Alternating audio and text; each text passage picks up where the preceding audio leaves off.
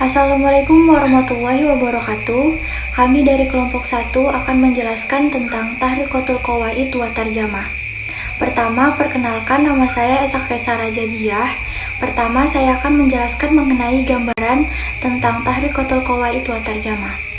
Tahrikotul Qawaid wa Tarjamah adalah suatu metode pengajaran dan pembelajaran bahasa Arab yang menekankan aspek penerjemahan teks-teks pembelajaran bahasa Arab ke dalam teks bahasa asli. Menurut Freeman, menggambarkan bahwa Tahrikotul Qawaid wa Tarjamah adalah metode pengajaran dan pembelajaran bahasa Arab yang pada awalnya disebut sebagai metode klasik. Tahrikotul Qawaid wa Tarjamah telah dibuat untuk mengarahkan siswa memberikan apresiasi terhadap teks-teks bacaan yang berbahasa asing melalui analisis teks yang terbingkai dalam proses membaca dan menerjemah. Selanjutnya saya akan melanjutkan yang kedua, yaitu prinsip Thoriqoh Qawaid wa Tarjamah. Terdapat 7, yaitu 1. Tujuan, 2. Peranan, 3. Karakteristik, 4. Interaksi, 5. Penekanan, 6. Evaluasi, dan 7. Perbaikan kesalahan. Adapun yang pertama yaitu tujuan, yang sangat mendasar dari pengajaran dan pembelajaran bahasa Arab yang menggunakan Thoriqoh al-Qawaid wa Tarjamah adalah menjadikan siswa atau mahasiswa bisa membaca dan memahami literatur yang berbahasa Arab melalui analisis teks yang melingkupi literatur yang dikaji atau dipelajari seperti perbendaharaan kata mufradat, struktur tata bahasa, dan lain-lain. Konsekuensinya, proses pembelajaran terkadang menafikan aspek-aspek komunikasi bahasa Arab. Dan yang kedua, peranan. Peranan guru sangat menonjol dalam proses pengajaran dan pembelajaran bahasa Arab dengan menggunakan Thoriqoh al-Qawaid wa Tarjamah. Dan yang ketiga, karakteristik. Karakteristik yang paling mendasar dari Thoriqoh al-Qawaid wa Tarjamah adalah adanya proses penerjemahan dari bahasa asal ke bahasa sasaran. Yang keempat, interaksi.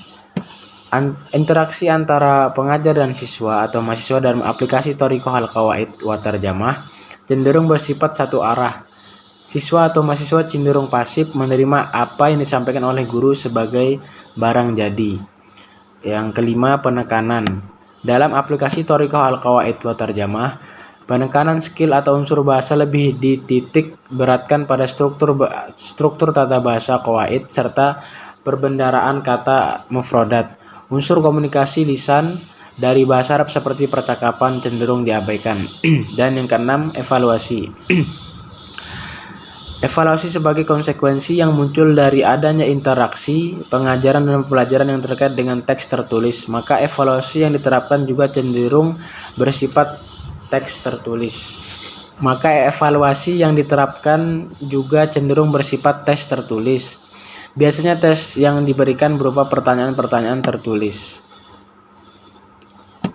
Yang ketujuh yaitu adalah perbaikan kesalahan.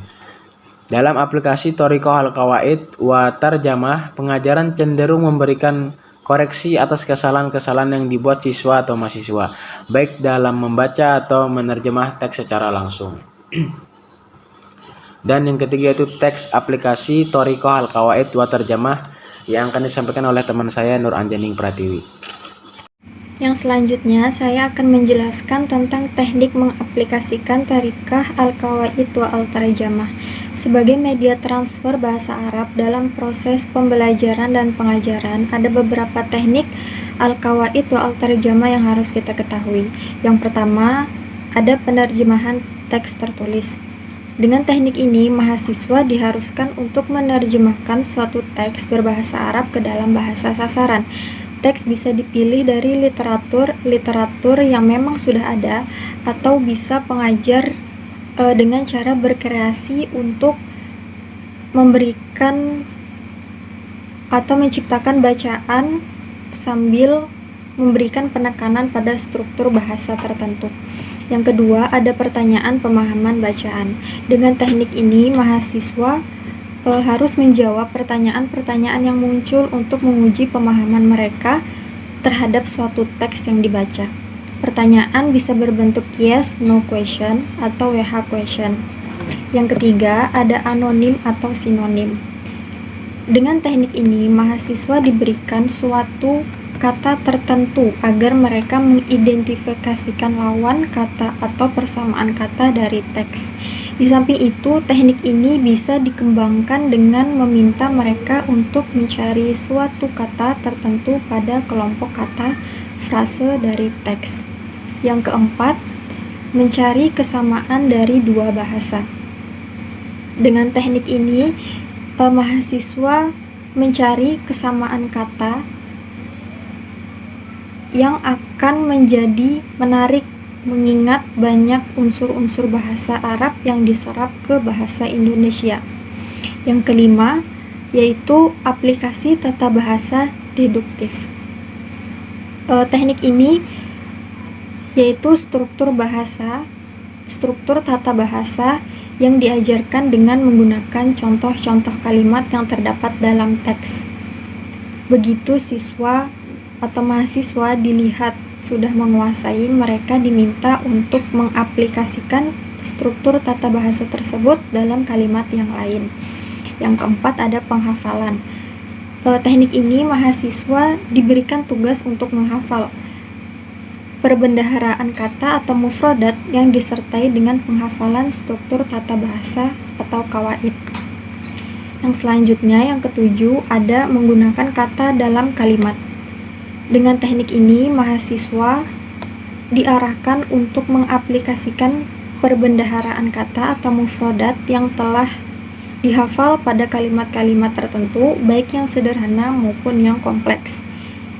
Dan yang terakhir, yang kedelapan, ada komposisi. Dengan teknik ini, mahasiswa diarahkan untuk membuat sebuah karangan. Topik yang dipilih sebaiknya memiliki keterkaitan dengan teks yang telah dibahas, sehingga mereka bisa menggunakan perbendaharaan kata atau mufradat yang telah diketahui.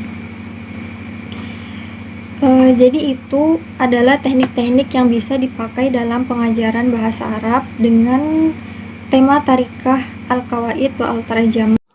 Baik, mungkin itu saja yang dapat kami sampaikan dari kelompok 1 yang terdiri Esa Kakesa Rajabia dan saya sendiri Syarif Al-Humaidi dan Nur Anjaning Pratiwi.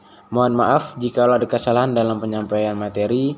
Syukron. Wassalamualaikum warahmatullahi wabarakatuh.